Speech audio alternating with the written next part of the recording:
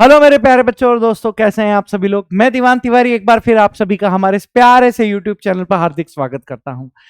जैसा कि आप सभी को पता है, आप लोगों के बोर्ड एग्जाम बहुत ही नजदीक आ चुके हैं बेटा, और आप में से बहुत सारे बच्चे टेंशन में हैं कि सर ये जो लास्ट के 8 दिन 9 दिन 7 दिन बचे हुए हैं, इन दिनों में हम केमिस्ट्री को कैसे रिवाइज करें। तो बेटा आज मैं आप लोगों का इस समस्या का निवारण लेकर आया हूं। तो आइए सबसे पहले मैं आप लोगों को बता देता हूं 12th बोर्ड के अकॉर्डिंग आप लोगों को क्या करना है क्या नहीं करना है। जरा ध्यान से देखने की कोशिश कीजिएगा। अगर मैं 12th क्लास की आप लोगों से बात करूं, ध्यान से देखिएगा मेरे बच्चों, है ना। ब्लैक पेन ले लेते हैं। अगर मैं आप लोगों से बेटा 12th क्लास की यहां पर बात करूं, बहुत ध्यान से देखने की कोशिश कीजिएगा। सर 12th क्लास में आप लोग सबसे पहले तो एक टाइम टेबल बना लेना, उसके अंदर आप ऐसे पोर्शन डिवाइड कर लेना। सबसे पहले हम लोगों के पास फिजिकल केमिस्ट्री, फिजिकल केमिस्ट्री, उसके बाद बेटा हमारे पास रहेगी यहां पर ऑर्गेनिक केमिस्ट्री,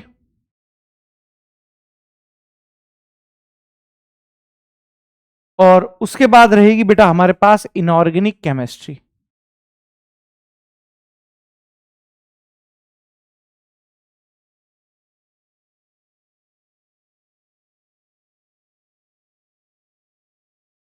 उसके बाद कौन सी रहेगी बेटा, इनऑर्गेनिक केमिस्ट्री हम लोगों के पास यहां पर रहेगी। ठीक है, सबसे पहले तो आप लोगों को ऐसे क्लासिफाई करना है, और जब आप ऐसे क्लासिफाई कर लो तो आप लोगों को पता होना चाहिए बेटा कि कौन कौन से चैप्टर। देखो पहले पिछले साल तक सॉलिड स्टेट यहां पर आया था, बट अब आप लोगों के पास सॉलिड स्टेट नहीं आएगा बेटा, है ना। अब अगर मैं बात करूं, हो सकता है किसी किसी स्टेट में सॉलिड स्टेट नहीं हटाओ, तो मैं अगर स्टेट बोर्ड के हिसाब से बात करूं तो सबसे पहले बेटा आप लोगों को सॉलिड स्टेट यानी ठोस अवस्था, जिससे सबसे ज्यादा क्वेश्चन आ सकते हैं बेटा। ठीक है, उसके बाद सॉल्यूशन,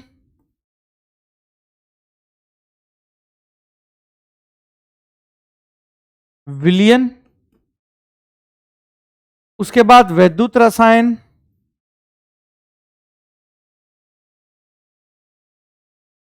इलेक्ट्रोकेमिस्ट्री,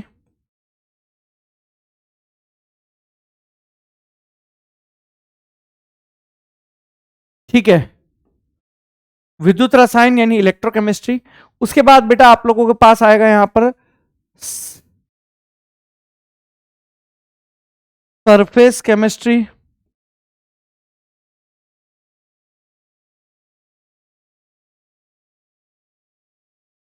पृष्ठ रसायन, है ना। तो ये बेसिकली ऐसे चैप्टर हैं आप लोगों के पास जहां से क्वेश्चन आप लोगों के पास ज्यादा आते हैं। अब सर फिजिकल केमिस्ट्री में कैसे हम लोगों को तैयारी करनी है, क्या नहीं करना है, जरा ध्यान से देखने की कोशिश कीजिए।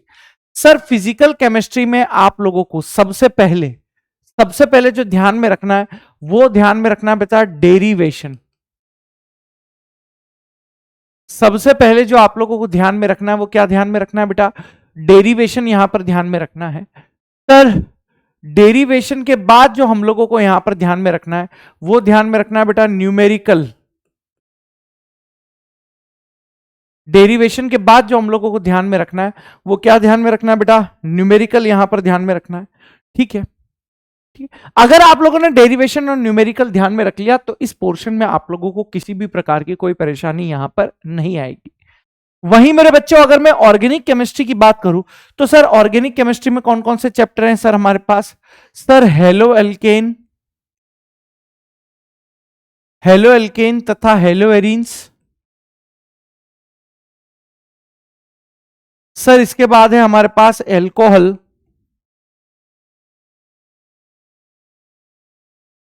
Alcohol phenol ether. इसके बाद है सर हमारे पास एल्डिहाइड,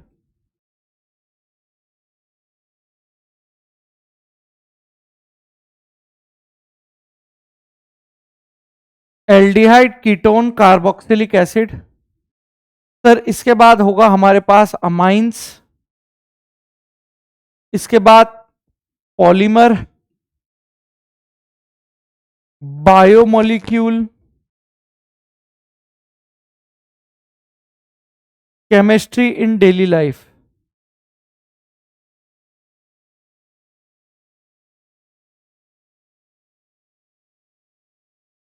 ये आप लोगों के पास बेटा यहां पर पोर्शन है। और आप लोगों को पता है कि 12th क्लास में जो सबसे ज्यादा वेटेज है वो आप लोगों के पास केवल और केवल किसका है बेटा? ऑर्गेनिक केमिस्ट्री का है। 12th क्लास में जो सबसे ज्यादा वेटेज है वो आप लोगों के पास ऑर्गेनिक केमिस्ट्री का है। तो सर इस ऑर्गेनिक केमिस्ट्री में हम लोगों को क्या ध्यान में रखना है? सर नेम रिएक्शन, केवल और केवल नेम रिएक्शन हम लोगों को यहां पर ध्यान में रखनी है। और जो आप लोगों की नेम रिएक्शन के अलावा आप लोग यहां पर क्रमागत अभिक्रियाएं यानी सिक्वेंशियल रिएक्शन भी ध्यान में रख सकते हैं। और सिक्वेंशियल रिएक्शन की प्रैक्टिस बेटा आप लोगों को करा दी गई है आपके यकीन 1.0 बैच में। सिक्वेंशियल रिएक्शन की प्रैक्टिस आप लोगों को बहुत बेहतरीन तरीके से करवा दी जा चुकी। तो ऑर्गेनिक केमिस्ट्री में केवल ये दो चीजें आप लोगों को ध्यान में रखनी है, इसके अलावा आप लोगों का क्वेश्चन कहीं बाहर नहीं जाएगा। और वहीं अगर मैं इनऑर्गेनिक केमिस्ट्री की बात करूं आप लोगों के पास, तो यहां पर सबसे पहले आप लोगों के पास पी ब्लॉक है सर, उपसह संयोजक यौगिक यानी कोऑर्डिनेशन कंपाउंड, उपसह संयोजक यौगिक यानी कोऑर्डिनेशन कंपाउंड। इसके बाद डी एंड एफ ब्लॉक है, डी एंड एफ ब्लॉक है। तो बेटा इन तीनों में आप लोगों को क्या ध्यान में रखना है, जरा पॉइंट ध्यान से समझने की कोशिश कीजिए। सर इन तीनों में हम लोगों को ध्यान में रखना है कि आप लोग किस तरीके से, जरा पॉइंट को समझना, इन तीनों में बेटा विभिन्न प्रकार के आवश्यक यौगिक होंगे। यहां पर मैं क्या लिख रहा हूं बेटा आप लोगों के पास, विभिन्न प्रकार के यौगिकों को बनाने की विधियां, ऐसे यहां पर लिखना,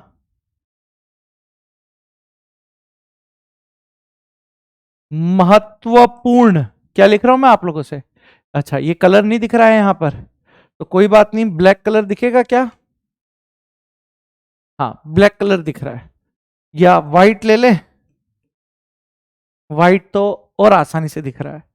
तो आप यहां पर लिखना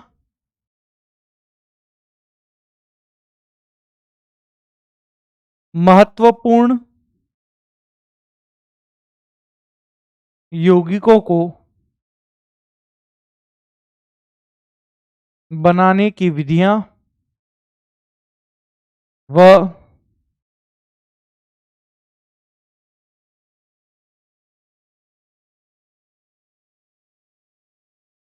भौतिक व रासायनिक गुण, भौतिक व रासायनिक गुण। अगर आप लोगों ने इतना कर लिया जितना मैंने लिखा हुआ है, ध्यान से देख लो, अगर आपने इतना कर लिया जितना मैंने आप लोगों को बता दिया है, तो बेटा आप लोगों के बोर्ड्स में 90+% स्कोर करना बहुत आसान हो जाएगा। इसको आप चाहो तो स्क्रीनशॉट ले लो, ठीक है? अगर आपने इतना कर दिया तो मोर देन इनफ है बेटा, ठीक है? तो इसको फॉलो कीजिए बेटा। और मैं यही आशा करता हूं कि आप लोग अपने बोर्ड्स के एग्जाम में बहुत अच्छी तरीके से बेटा तैयारी यहां पर कर पाएंगे। तो आप लोगों का ज्यादा समय ना लेते हुए, क्योंकि आपका समय अभी बहुत कीमती है, तो मैं आप लोगों से विदा लेता हूं और आप लोगों को आपके बोर्ड्स के एग्जाम के लिए बहुत बहुत शुभकामनाएं देता हूं। धन्यवाद।